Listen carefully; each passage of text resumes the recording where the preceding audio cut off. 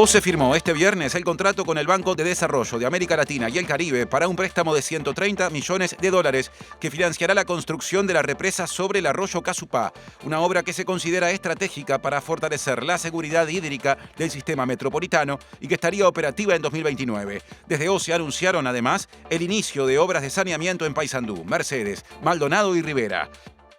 Las autoridades de la Administración de Servicios de Salud del Estado, encabezadas por el presidente Álvaro Danza, presentaron ante la Fiscalía General de la Nación una denuncia penal contra el anterior directorio de la institución, presidido por Leonardo Cipriani, por presuntas irregularidades en el aumento del gasto en estudios y traslados durante los años 2022 a 2024. La Asociación de Estudiantes de Medicina se manifestó a favor del proyecto de ley del diputado Frente Amplista Federico Preve, que establece que al culminar su formación de posgrado en especialidades, las y los médicos deben realizar un servicio obligatorio en el sistema de salud público del interior. El subsecretario de Trabajo y Seguridad Social, Hugo Barreto, aseguró que hay sorpresa en el gobierno ante la negativa de varias cámaras empresariales a participar de un diálogo social sobre la reducción de la jornada laboral a 6 horas, pero confirmó que se seguirá haciendo el intento de que se integren. La consejera de la ANEP, Elvia Pereira, aseguró que el despoblamiento que se vive en el medio rural es una realidad a atender, ya que incide directamente en la matrícula del estudiantado y es un tema que preocupa a las autoridades.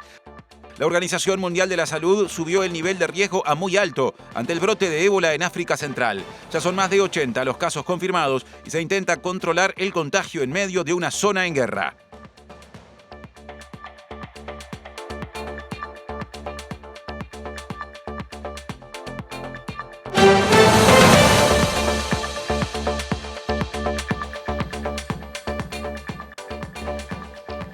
Buenas tardes, soy Faustina y hoy les doy la bienvenida al informativo para contarles una gran noticia.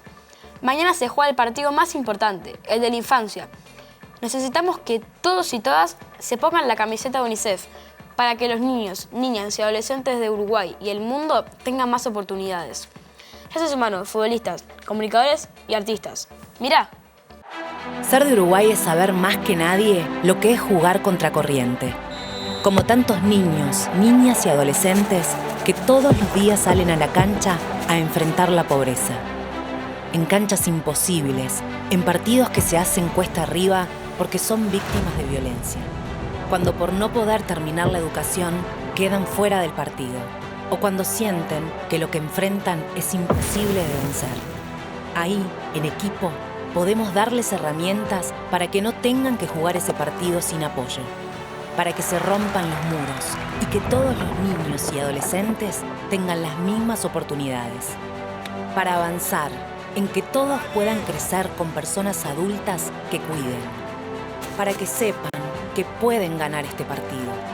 Sumate al equipo, porque cuando se juega por la infancia, juega todo un país. Este sábado 23 de mayo, ponete la camiseta de UNICEF y sumate en todos los canales del país. Con tu apoyo, nuestras niñas y niños pueden más. Entre todos los que participen, se sorteará un Hyundai HB20 0 kilómetro, donación de Hyundai Fidocar. Sumate donando en unicef.uy. Solo faltás vos. Ya sabes, mañana de las 6 todos con la camiseta puesta, porque como se juega por la infancia, juega todo un país. Adelante, Natalia y Martín, con el resto de las noticias.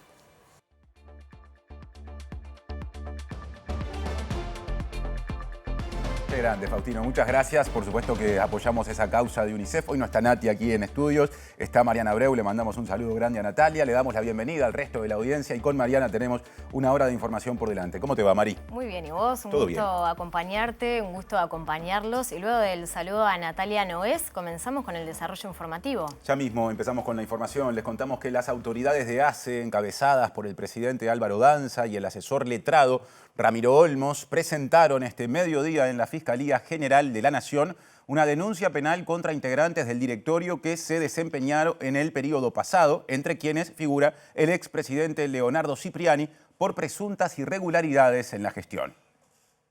La expectativa es que se dé el curso habitual al que tienen este tipo de denuncias y que la Fiscalía proceda a la investigación para que luego verifique si hay mérito o no para realizar algunas otras acciones. ¿Entienden ustedes que hay presunción de que podría haber delitos?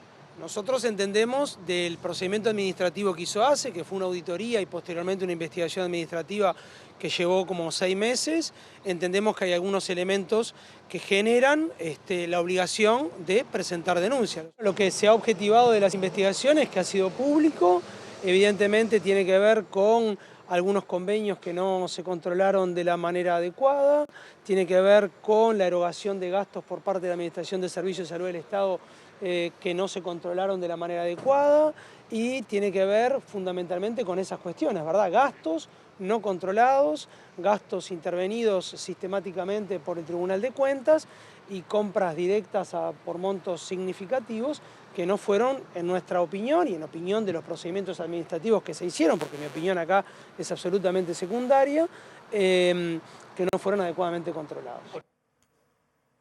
Seguimos. OCE y la CAF, el Banco de Desarrollo de América Latina y el Caribe, firmaron un contrato de préstamo por 130 millones de dólares, mediante el cual se va a financiar la construcción de la represa sobre el arroyo Casupá, una obra que se considera estratégica para fortalecer la seguridad hídrica del sistema metropolitano. Con la construcción de Casupá pasaremos de 80 millones de metros cúbicos, que es lo que hoy nos brinda Canelón Grande y Paso Severino, a tener 200 millones de metros cúbicos. Eso es un salto enorme en cuanto a la disponibilidad, en cuanto a la reserva de agua bruta dulce, pero también es una mejora en términos de calidad. Tener esta represa es fundamental, tener hoy el préstamo finalmente aprobado y activo, nos permite terminar ahora en las próximas semanas, ya en 2 o 3 semanas estará publicándose la licitación, terminando la precalificación de empresas. El proceso licitatorio nos llevará este año para poder comenzar las obras allá por febrero o marzo del 27. A propósito de esto, justamente hablábamos hace un ratito de que hay preocupación de algunos vecinos justamente que señalan que las expropiaciones de determinados terrenos les han generado preocupación. ¿Esto se ha tenido en cuenta? Por supuesto, el proceso expropiatorio implica además conversaciones y negociaciones con todos y cada uno de los propietarios de los padrones a expropiar. Estamos hablando de un número acotado, son 102 padrones que pertenecen a 35 propietarios. Es más, estamos abriendo una oficina en coordinación con el alcalde de Casupá, allí en el municipio, para, por lo menos una vez por semana, haya gente de OCE allí instalada para evacuar dudas y atender todos los planteos o consultas que haya. Bueno, así que entonces pasando en limpio un préstamo de 130 millones que ya será adjudicado, obras, después del estudio de impacto ambiental, comenzará la licitación y el fin es para 2029. Estamos previendo que la represa quede pronta en 2029, yo diría el segundo semestre, tercero o cuarto cuatrimestre del 29, y a partir de allí habrá algunos meses, que es lo que lleva el llenado de la represa, de la reserva que se genera. Ahí los meses que lleve llenarlo va a depender de las condiciones hídricas del momento, si llueve mucho, si llueve poco. Más del presidente de OCE, Ferreri, que también anunció el inicio de obras de saneamiento en, atención, Paysandú, Mercedes, Maldonado y Rivera, y además dijo que se renegoció el inicio de las obras en sustitución del proyecto Neptuno, además de la construcción de la 7ª línea de bombeo que mejorará la situación hídrica en Canelones y en particular en Ciudad de la Costa.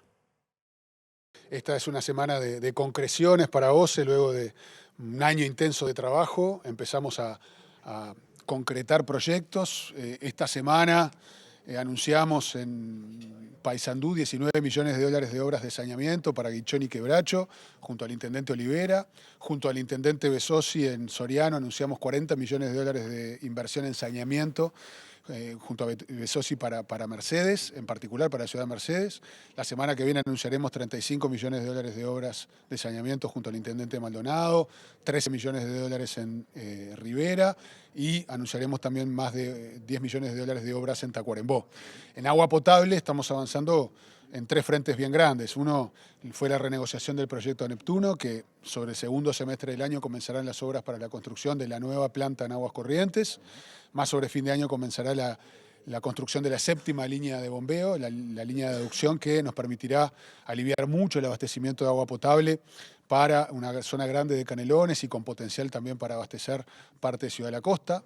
Estamos avanzando con lo que tiene que ver con el abastecimiento para el este de la Costa de Oro, donde hoy hay zonas de balnearios como Balneario Argentino o Jauregui Berri, que la gente se sigue abasteciendo con bidones, o van los camiones a surtir los tanques.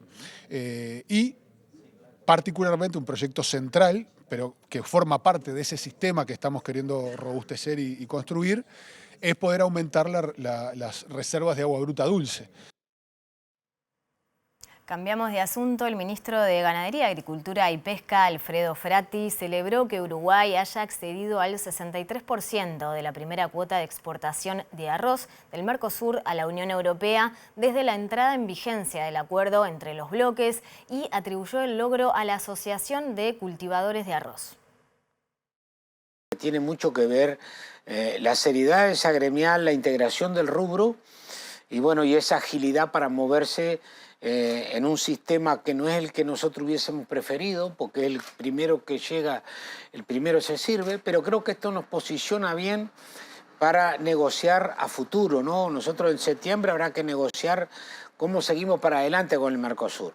Y estas cosas demuestran, en algunas perdimos, como en la miel, en estas nos favorece, pero no tiene ningún sentido que no nos pongamos de acuerdo. Por lo tanto, yo creo que esto sirve para posicionar a Uruguay como un negociador de primera línea en las cuotas que tendremos sí o sí que negociar inexorablemente. Lo mismo opina el Ministerio brasileño, que sí tenemos que ponernos de acuerdo en septiembre para que para adelante no sea esto de que el primero que llega se sirve. Pero en este caso hemos sido beneficiados y lo más importante de esto es que un tratado recién firmado ya está dando su fruto. Primero con las 30 toneladas de pescado, ahora con el arroz.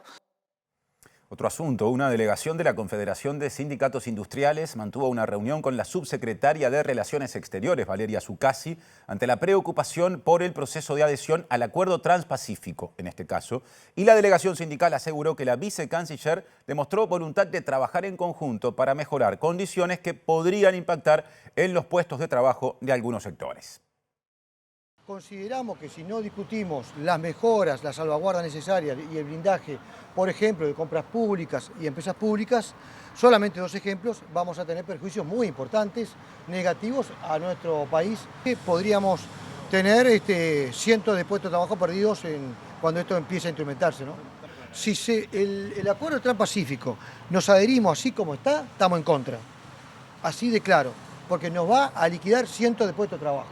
Ahora, si hay voluntad como la que expresó la vicecanciller de trabajar en conjunto y que podamos mejorar los impactos, que sean menores y garantizar que los ciudadanos nuestros, los compatriotas nuestros que quedan por el camino van a ser reinsertados en un trabajo digno y decente y con salarios decorosos, vamos a acompañar. Dardano explicó que el mayor impacto sería en el sector de la industria manufacturera liviana, como calzado y vestimenta, que están expuestos al bajo costo de estos productos en Asia y que ingresarían al país sin aranceles. La Confederación solicitará en los próximos días una reunión con el presidente Yamandu Orsi para trasladar su postura respecto al Tratado Integral y Progresista de Asociación Transpacífico. Lo que nos preocupa es lo siguiente: si la Estrategia Nacional de Desarrollo estamos todos enamorados de esa idea y estamos trabajando en conjunto con eso, bueno, el Transpacífico es contradictorio, totalmente. Si no logramos revertir lo que dicen las redacciones del Acuerdo Transpacífico. Acá precisamos la línea y la voluntad política del presidente de la República ordenando a todo su gabinete en pos de defender la producción, la industria nacional. El subsecretario de Trabajo y Seguridad Social, Hugo Barreto, consideró positivo el fallo de la Corte Internacional de Justicia que reconoció la huelga como derecho sindical. Esto tras un pedido de la Organización Internacional del Trabajo. Y dijo que si la decisión hubiese sido la contraria, en Uruguay se habría reavivado el debate sobre las ocupaciones en los lugares de trabajo. Desde el año 2013 fue en que se genera la mayor controversia en la OIT acerca de si el derecho de huelga estaba o no consagrado, reconocido, garantizado en el Convenio sobre Libertad Sindical, que es el Convenio 87. El grupo de empleadores y algunos gobiernos dijeron, bueno, acá como el Convenio 87 no refiere expresamente a la huelga, el derecho de huelga no existe en el ámbito de la OIT. Y por lo tanto, todos los organismos de control de la aplicación de los convenios internacionales por parte de los países no podían ya hacer un control. Ante esa controversia, huelga sí o huelga no dentro del convenio 87, lo que terminó decidiendo el órgano ejecutivo de la OIT, el Consejo de Administración, en el año 2023, fue que el asunto lo dirimiera la Corte Internacional de Justicia.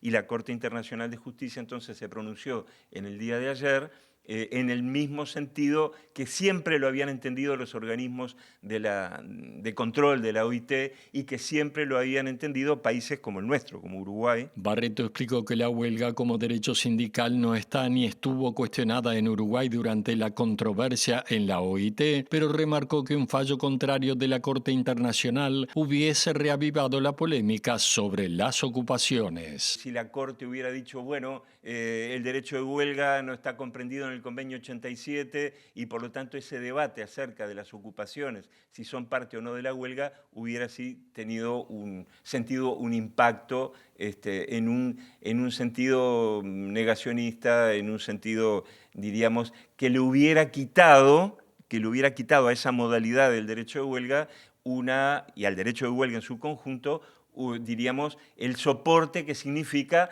que esté consagrado en una norma internacional del trabajo. Les contamos que Barreto habló también de otros asuntos y dijo que hay sorpresa en el Ministerio por la negativa de varias cámaras, como las de Industria y Comercio, a participar de un diálogo social sobre la reducción de la jornada laboral a 6 horas, pero aseguró que se seguirá buscando un acercamiento.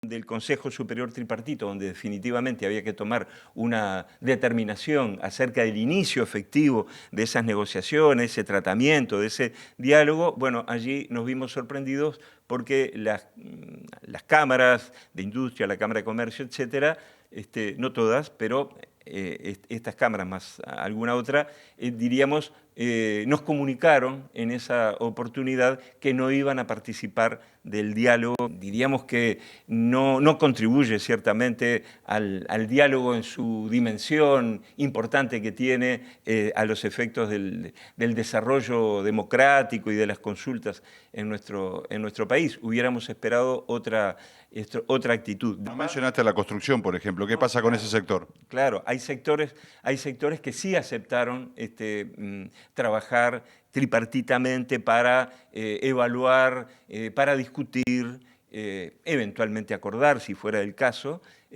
algún margen de un acuerdo marco que permitiera a posteriori la redacción de un proyecto de ley. La Cámara de la Construcción, es cierto lo que tú dices, la Cámara del Transporte, estuvieron afines a participar del diálogo.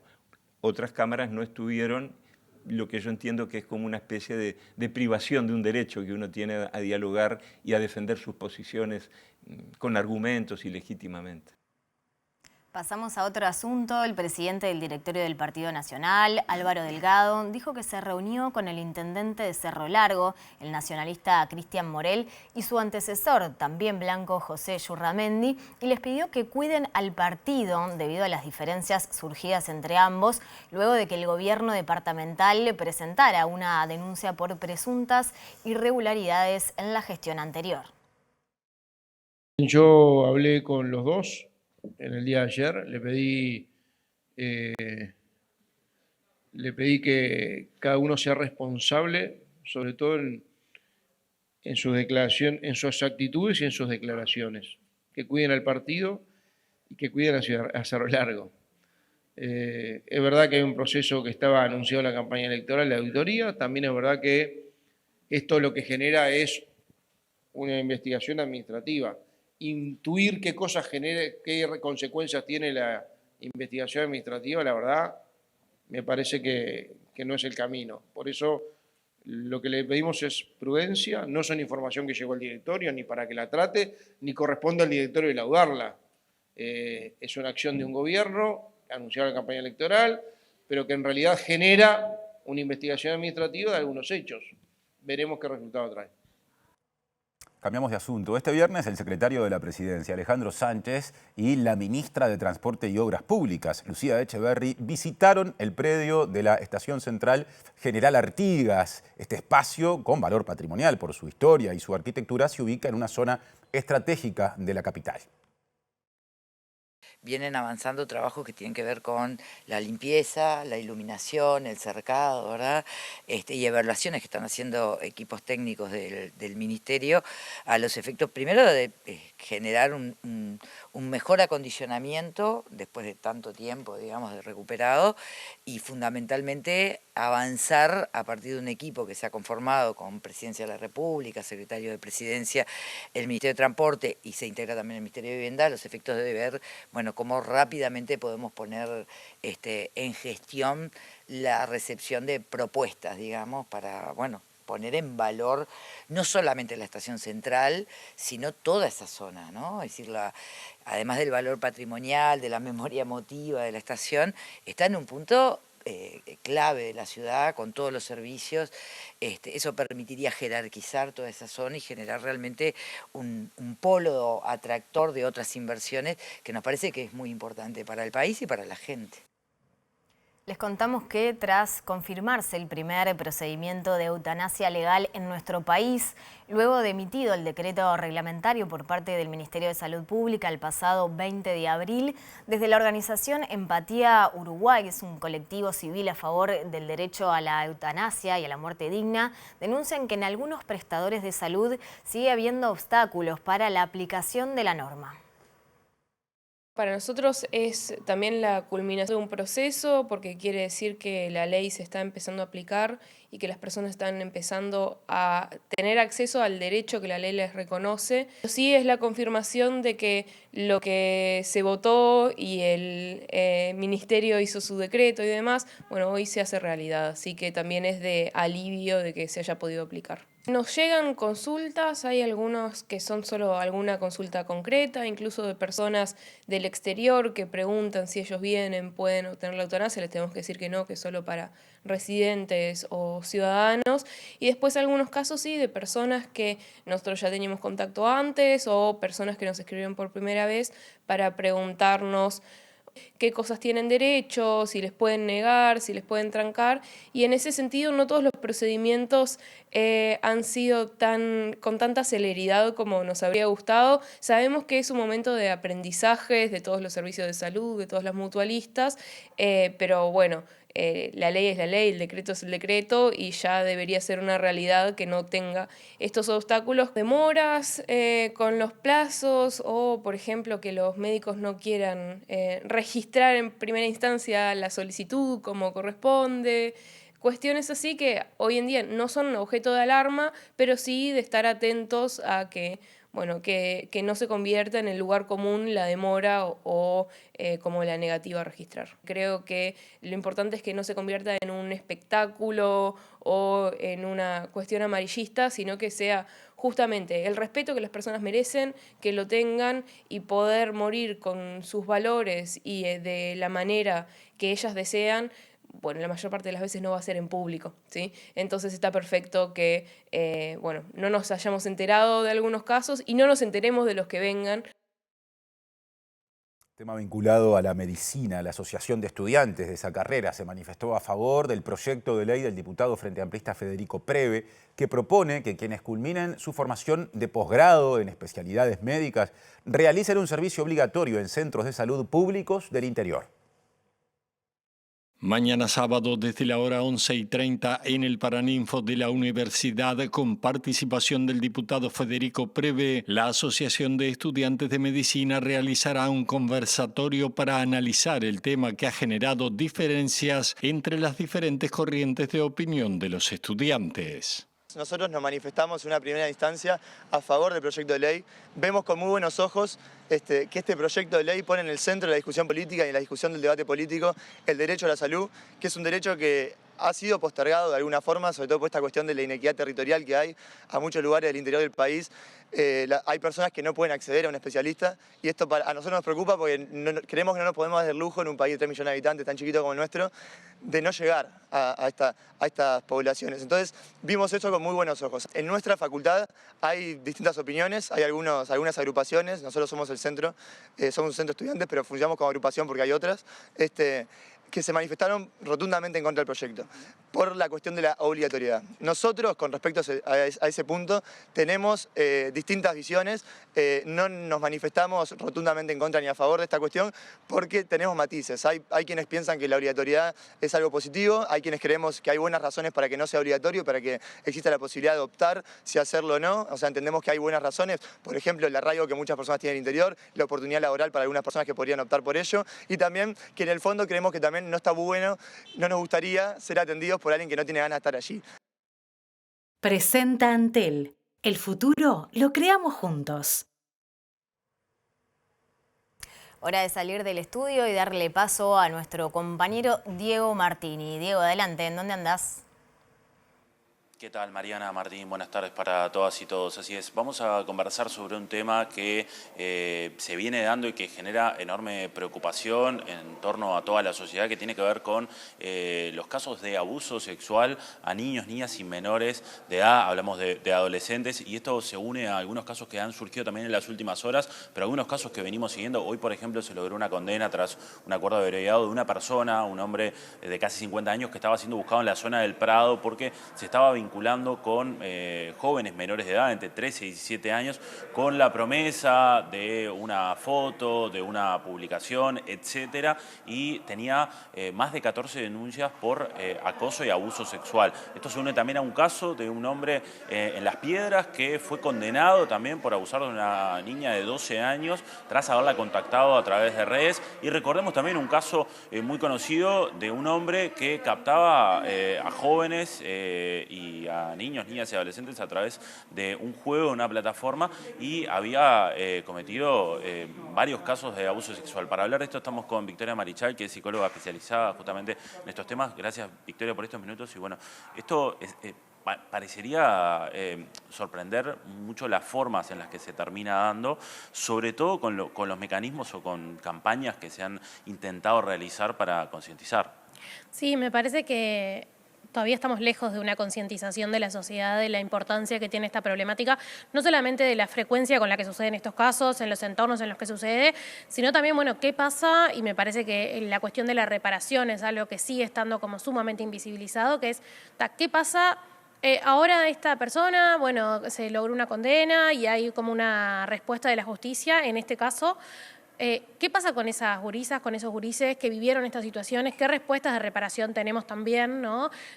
Social, comunitarias o de salud mental? Me parece que todavía estamos, por suerte podemos hablar de estos temas, por suerte los podemos poner en agenda, pero todavía estamos muy lejos de que exista una concientización real del impacto que tiene la violencia sexual como problemática estructural en la sociedad. En la mayoría de los casos, obviamente, siempre son hombres los abusadores, los perpetradores de este tipo de delitos. ¿Qué mecanismos utilizan? Está conocido el término grooming, de cómo llegan a las víctimas. Este hombre, por ejemplo, del Prado, que tiene más de 14 denuncias, llegaba con una promesa de una foto que se publicaría porque él tenía una agencia, e incluso después que se viralizó su foto señalando que tenía denuncias, había vuelto a cometer otros casos de abuso. Y lo mismo sucede con hombres que contactan a través de videojuegos, por ejemplo.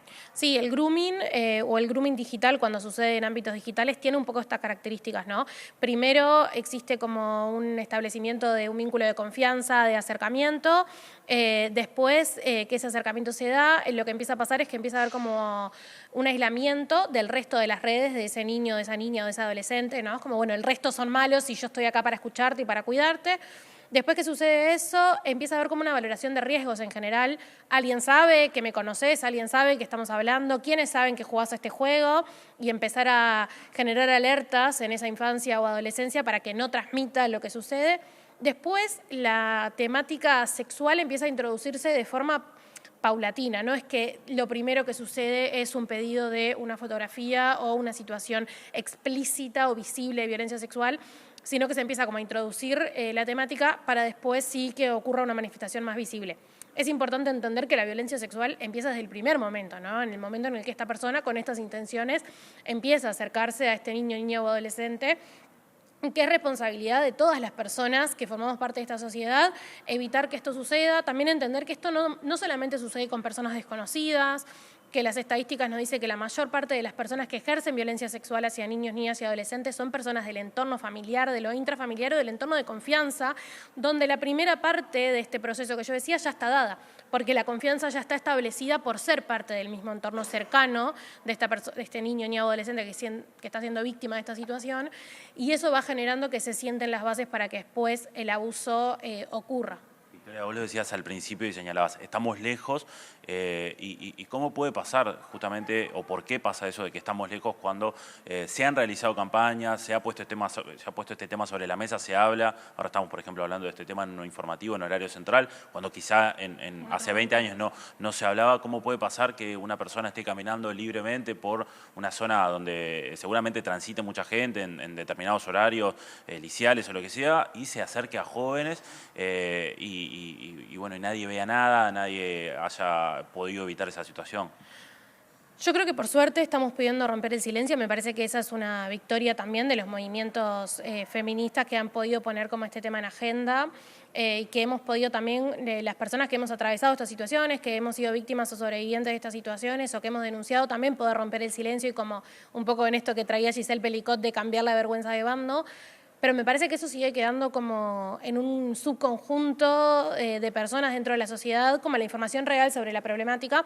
Y después lo que se extienden muchas veces también son mitos, ¿no? Como esta idea, yo creo que este caso de esta persona que generó estas situaciones de violencia sexual en el Prado generó mucha conmoción porque de alguna forma respalda esta cuestión del mito del violador como un extraño. Esta persona que violenta en la calle, en el espacio público, que sale de atrás de un callejón, ¿no? Y que ejerce violencia sexual desde lo desconocido. Y eso sabemos que son los menos, ¿no? La última encuesta de UNICEF realmente deja unos datos muy importantes sobre la extensión de esta problemática y sobre todo esto, en qué áreas se da, y sabemos que donde más ocurre son en esos entornos de confianza. Y esa es la realidad que me parece que todavía nos cuesta, y creo que socialmente nos cuesta porque de alguna manera es un tema difícil, que sabemos que nos toca de cerca. Las estadísticas hablan de 1 de cada 3 niños, niñas o adolescentes vivieron alguna situación de violencia sexual.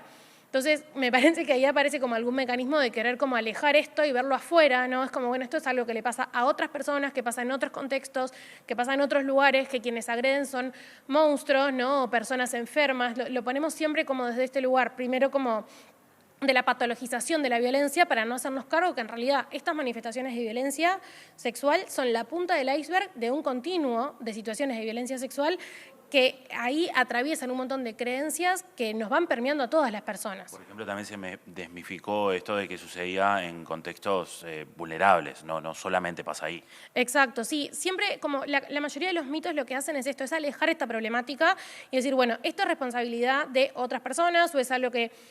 la responsabilidad es de que el agresor tiene una patología mental o que tiene algún problema, ¿no? Primero ahí como estigmatizando a las personas con situaciones de salud mental vulnerables, pero aparte también poniéndolo como que es una cuestión individual, cuando en realidad todas las investigaciones, los estudios, todo lo que sabemos sobre el tema nos habla de que es una problemática estructural, que atraviesa transversalmente a la sociedad, que esto ocurre en todos los ámbitos y en todos los espacios y que se requiere un cambio social que es responsabilidad del Estado, pero que también es responsabilidad social que cambiemos la mirada sobre esta temática para poder empezar a prevenir. Gracias, Victoria. Muchas gracias. Bien, volvemos, compañeros, con esta información entonces que estaba vinculada a casos específicos que surgieron en las últimas horas, pero que en realidad aborda una temática a nivel general que se viene investigando y que viene preocupando y ocupando también a autoridades. Muchas gracias, Diego, y resto del equipo. Cambio de asunto. El secretario de Organización del Sindicato Policial Nacional e integrante de la Comisión de Salud Mental del Ministerio del Interior, Charles Cubilla, se refirió al reciente femicidio ocurrido en Los Cerrillos, Canelones, hecho protagonizado por un efectivo policial que además concluyó con el asesinato de un hombre, pareja de la mujer asesinada. No necesariamente hay denuncias de por medio. Lo que sí consideramos que lo que hay que analizar es si no estamos ausentes en los controles como ministerio, como Estado, ¿verdad? Si no hace falta comenzar a tener un control o un seguimiento de los funcionarios del Ministerio del Interior de cara a lo que es la realidad, ¿no? Lo que es la estadística de los últimos años. Falta quizás un seguimiento más de cerca, es la visión que tenemos nosotros, un control más exhaustivo de lo que es la salud mental del funcionario en actividad.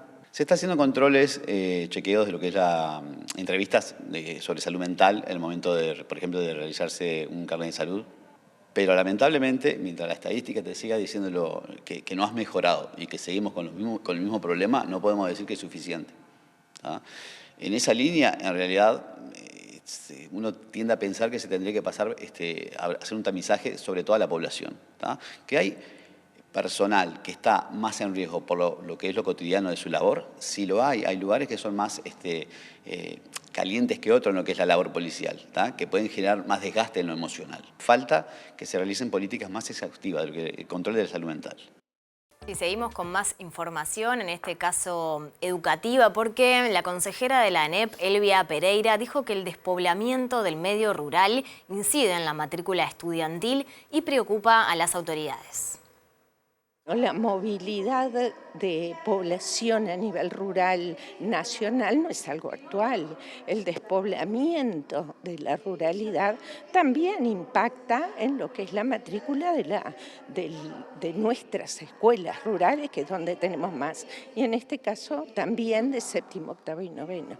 Eso es una realidad que hay que atenderla, porque tampoco es bueno que las infancias, que los niños, las niñas estén solos en los medios. Somos seres sociales por naturaleza, por lo cual para nosotros se exige un doble esfuerzo de atender esa que son aprendizajes, esa socialización que debe tener en los lugares donde habitan, ¿no? Aprovecho y le consulto qué pasa con la conectividad justamente en las escuelas rurales. Bueno, nosotros tenemos una alta cobertura de conectividad en las escuelas rurales. De hecho, tenemos programas, por ejemplo, de segundas lenguas que entran a través de la conectividad a todas las escuelas rurales del país. En otro orden, Pereira se refirió a los niveles de ausentismo estudiantil y docente a nivel general. Dijo que se ha venido trabajando en la problemática y a través del sistema de revinculación se logró recuperar 60% de las deserciones estudiantiles. Fuimos a buscar estudiante por estudiante, dio resultado, sí, el 100% de los estudiantes, y no logramos el 100%, pero logramos casi un 60% de revinculación. Eso es importantísimo a la hora de pensar en esto del ausentismo, lo que tú señalabas. Tenemos una serie de alertas que llegan a las familias oportunamente en el momento en que hay inasistencias asiduas al estudiante, se alerta a través de un programa informático, a través de los medios tecnológicos. Y por otro lado tenemos el ausentismo docente, que el ausentismo en general docente es algo que nosotros estamos trabajando y que nos preocupa puntualmente. ¿En qué contexto se dijo lo anterior? En el siguiente. Ocurre que se realiza hoy y mañana en la sede de la ANEP el primer encuentro nacional de fortalecimiento institucional titulado Consolidación de la modalidad de educación media básica rural, una instancia de formación, intercambio y construcción colectiva orientada a fortalecer las propuestas educativas de séptimo, octavo y noveno grado en el medio rural. Es parte de un ciclo de actividades que se vienen desarrollando con la modalidad de séptimo, octavo y noveno de educación media rural, que tiene como cometivo, digamos, invitar a las directoras que participan de esta modalidad, por un lado, en un proceso de revisión de la forma de funcionamiento, complementado con instancias de formación que se realizan periódicamente, con el objetivo, digamos, de lograr, por un lado, revisar el currículum de esta modalidad que se creó en 1999 pero que hasta ahora no había tenido, a pesar de todos los gobiernos, una actualización, y en este momento estamos en ese proceso. Y por otro lado también poder, digamos, ofrecerles una propuesta de formación. ¿Qué hay para cambiar? Bueno, en realidad, como los procesos de ajuste que se vienen realizando tiene que ver con la actualización. Después de más de 20 años es necesario revisar los currículum porque obviamente los campos del conocimiento han cambiado. Y por otro lado, a partir de la experiencia desarrollada en este tema, ver cómo potenciar la propuesta. En este sentido estamos incorporando nuevos aprendizajes, por ejemplo, cooperativismo, estamos incorporando otros aprendizajes, educación sexual integral, digamos, convivencia. Esto lo integramos como parte de las propuestas y se constituyen en los ejes en torno a los cuales se desarrollan las modalidades de séptimo, octavo y noveno como proyectos en cada uno de los centros. Presenta Mercado Agrícola de Montevideo, en el corazón de un barrio donde late la ciudad. Mercado de Historias. Mercado de Historia.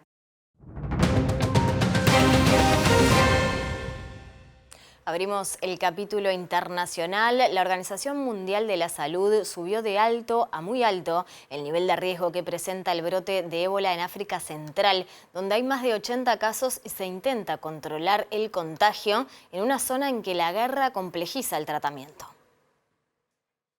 Este viernes, la OMS clasificó el brote de ébola en la República Democrática del Congo con el nivel más alto de riesgo. El director general de la organización, Tedros Adhanom, informó en rueda de prensa que la enfermedad se propaga rápidamente en ese país. El control de la situación se hace difícil, dado que el brote se originó en la provincia norteña de Ituri y se propagó en la zona de Kivu del norte y del sur. Esta área está dividida por el frente de guerra entre las fuerzas congoleñas y el grupo armado M23. Hasta el momento, los casos confirmados son 82, aunque hay más de 750 casos bajo sospecha y 177 muertes sospechosas. En la conferencia, Adhanom anunció que las Naciones Unidas han asignado 60 millones de dólares en respuesta a la crisis sanitaria, que se sumarán a los 3,9 millones liberados anteriormente. El brote actual corresponde a la cepa Bundibugyo, una variante para la cual no hay vacuna y que tiene alrededor de 1/3 de mortalidad. Se propaga a través de fluidos corporales y los síntomas incluyen fiebre repentina, dolor muscular y dolor de garganta, que luego devienen en vómitos, hemorragias y fallas hepáticas y renales.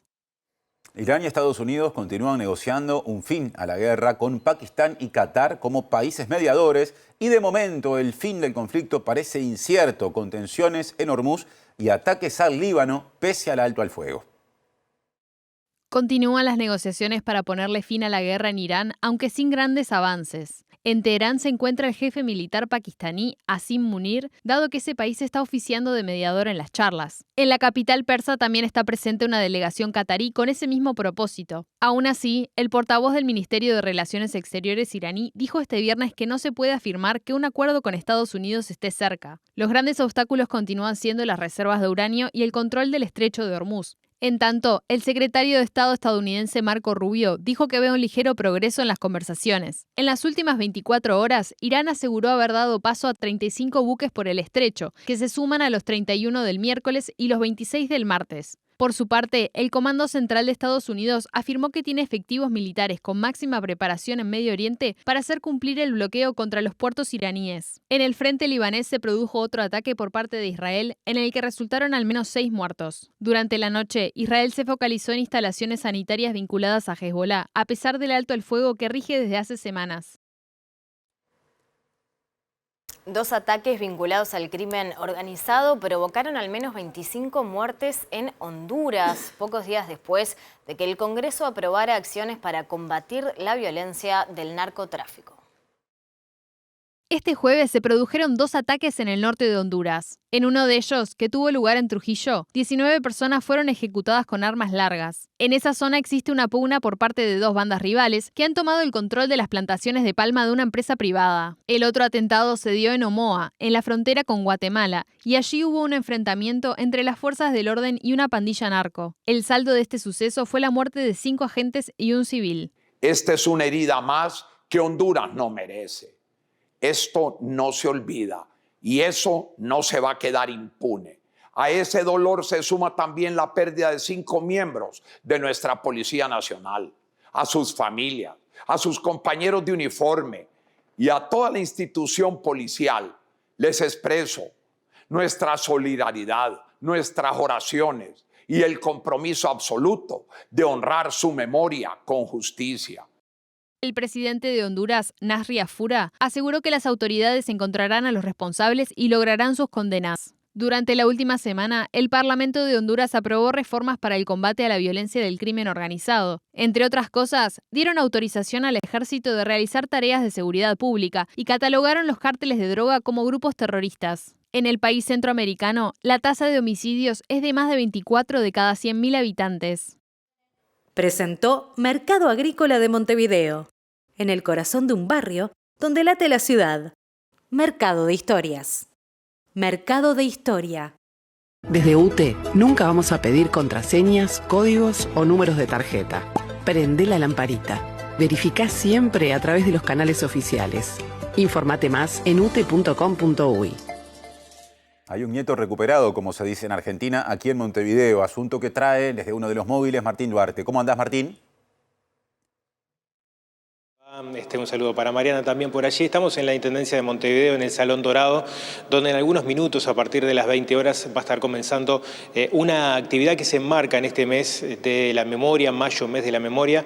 Estamos con Madelón Aguerre de Serpaj y con Graciela Montes de Oca de Familiares, a propósito de esta invitación que se ha hecho a Daniel Santucho, que es el nieto número 73 recuperado en Argentina, que va a estar en algunos minutos aquí, bueno, participando de esta actividad que va a tener música, que va a tener un documental, pero les voy a pedir a ellas que presenten y también nos enmarquen en este mes tan particular. Bueno, esta actividad, estamos esperando a Daniel, que apenas llegó hace algunos minutos al puerto, pero Madelón, contándonos un poco en qué se enmarca esta actividad, una más de las que viene organizando, vos me decías, desde el mes de febrero, ¿no? Sí, la Coordinadora de Apoyo de Madres y Familiares empieza a trabajar antes de la actividad del velódromo, el velódromo solidario, para enmarcar el año entero, y el fuerte del año para nosotros es mayo, mes de la memoria. Este año con la sorpresa de que ha habido un montón de actividades y con la alegría ya ocurrió en otro año que vino otro nieto restituido, en este caso Daniel Santucho es el 133, que contamos con ellos un poco también con todo este enfoque de trabajar lo que fue el Plan Cóndor, de cómo involucró a todos nuestros países en el Cono Sur y de alguna manera todos los esfuerzos que de alguna forma tratamos de entrelazar para lograr llegar a la verdad, a la memoria y la justicia. Graciela, ¿qué significa para familiares en este marco, en esta semana tan especial, con una marcha multitudinaria de por medio, bueno, estar justamente recibiendo a uno de los nietos también? Para nosotros es una gran alegría. Estamos como entrelazados, como hermanados en la misma causa.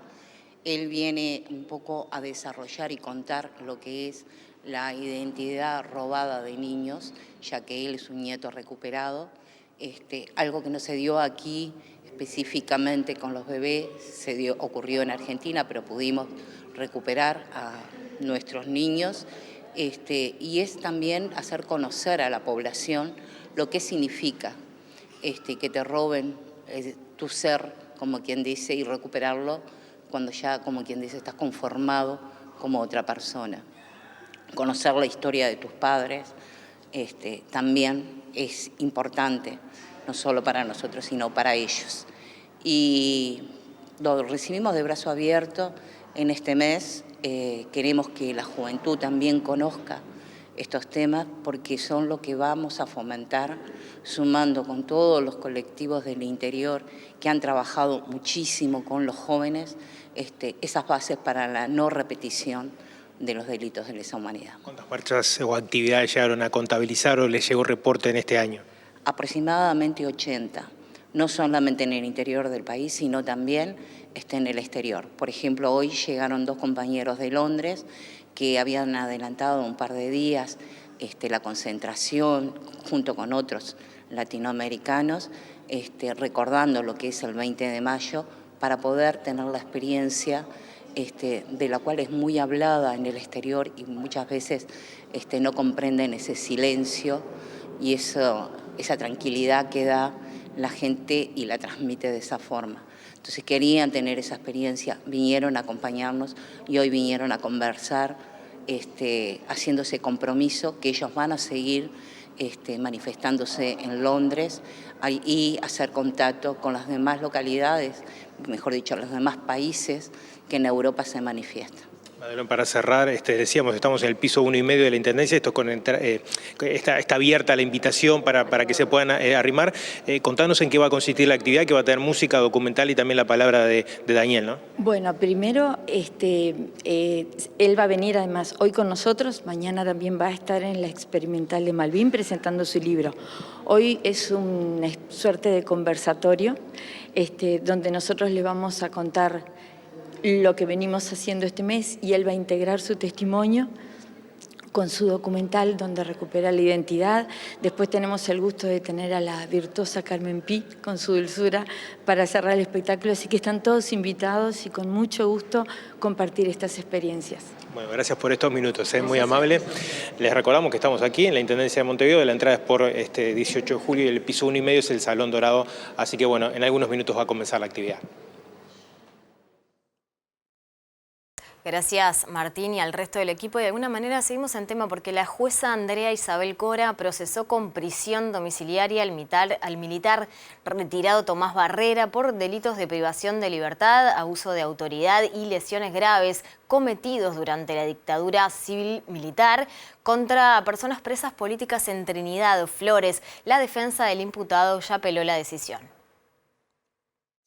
La diaria, el dictamen de la jueza toma en cuenta varios testimonios de víctimas e incluso se basa en anotaciones de un superior del teniente y capitán Barrera, el teniente coronel Hugo Francese, que lo ubican como encargado de los interrogatorios y oficial de informaciones en el grupo de Artillería 2, con sede en Trinidad, donde ocurrieron los hechos denunciados. En su declaración, el procesado negó haber participado de interrogatorios y dijo que actuaba como juez sumariante, sin contacto directo con las personas detenidas. Si bien reconoció su firma en documentos de aquel tiempo, dijo no recordar haberlo firmado. Sin embargo, la jueza concluyó que Barrera debía conocer los tratos crueles contra las personas detenidas, entre otras cosas, debido a que era oficial de inteligencia. El pedido de procesamiento estuvo a cargo del fiscal especializado en crímenes de lesa humanidad, Ricardo Percivale, cuyas solicitudes, desde que encabeza la Fiscalía Especializada, siempre han recibido respuesta positiva del juez o la jueza actuante. El de Flores era uno de cerca de una decena de pedidos de procesamiento pendientes de respuesta, de los tramitados por el viejo Código del Proceso Penal. Entre ellos se cuentan los casos de desaparición del militante del Partido Comunista Revolucionario y del gremio estudiantil de la Facultad de Medicina de la Universidad de la República, Luis Eduardo González, el del militante del Partido Comunista y del Zunca, Omar Paita, y el del militante del Partido Comunista y del Sindicato del Comercio y la Industria, Félix Ortiz. A esto hay que sumarle las causas tramitadas bajo el nuevo Código del Proceso Penal. Tema vinculado. En la explanada de la Universidad de la República se inauguró la muestra fotográfica a cielo abierto sobre los 20 años del Grupo de Investigación en Antropología Forense. Se armó una cadena de revisar todas las fotos que ellos tenían, o sea, 20 años de foto. Prácticamente revisamos 50.000 fotos para ir armando una exposición. Se hizo una exposición de fotos el 20 de junio en el MUME y luego hicimos con la colaboración del CDF el diseño de estos cubos, con otras fotos, con otro diseño y para otro público. Y bueno, eso es, en general lo que nosotros pusimos es una mirada de fotógrafo que pueda seleccionar fotos que muchas veces son rutinarias, porque como siempre les decíamos en broma, pero a ver, siempre sacan la foto del candado. Y sí, había una foto del candado cuando se van y una foto del candado cuando vuelven por razones de seguridad de ellos. Entonces había que ir separando fotos y buscando fotos que pudieran ser representativas, y en ese recorrido encontramos que el grupo tiene muy buenos fotógrafos. La muestra estará en las galerías a cielo abierto del Parque Rodó, el Prado y el Cerro, y finalmente permanecerá en el Museo de la Memoria. Ahora pasamos a otra actividad cultural, porque el Teatro Solís abrió anoche la temporada lírica 2026 con el estreno de Fidelio, la única ópera compuesta por Beethoven. Su director, Martín Jorge, dijo a Infocapital que la puesta en escena de una obra de estas características tiene un presupuesto de casi $200.000 y se financia con recursos de la Intendencia de Montevideo y patrocinios privados. No es que lo estoy pensando para no decírtelo, lo estoy pensando, pero debemos estar cerca de los 8 millones de pesos. Es imposible pensar eso. Y alguien puede decir, pero 8 millones de pesos, este señor que está diciendo está loco. No, eso es lo que cuesta el arte, eso es lo que hace. Y eso no es un gasto, es una inversión en una experiencia artística que no se puede vivir de otra manera que no sea desde el teatro público. El Teatro Solís tiene un presupuesto anual asignado por el Departamento de Cultura de la Intendencia de Montevideo, pero retomará la iniciativa de patrocinio público y privado. Estamos en un proceso de reconstrucción de la búsqueda de los socios estratégicos históricos. Es cierto que el teatro público en el pasado en Uruguay se ha financiado fundamentalmente desde lo público también. Eran las empresas públicas, las grandes empresas públicas, las que de alguna manera patrocinaban el teatro. Ese camino se comienza a reconstruir. ¿Se había perdido? No sé si se había perdido, por lo menos yo te puedo decir que no estaba.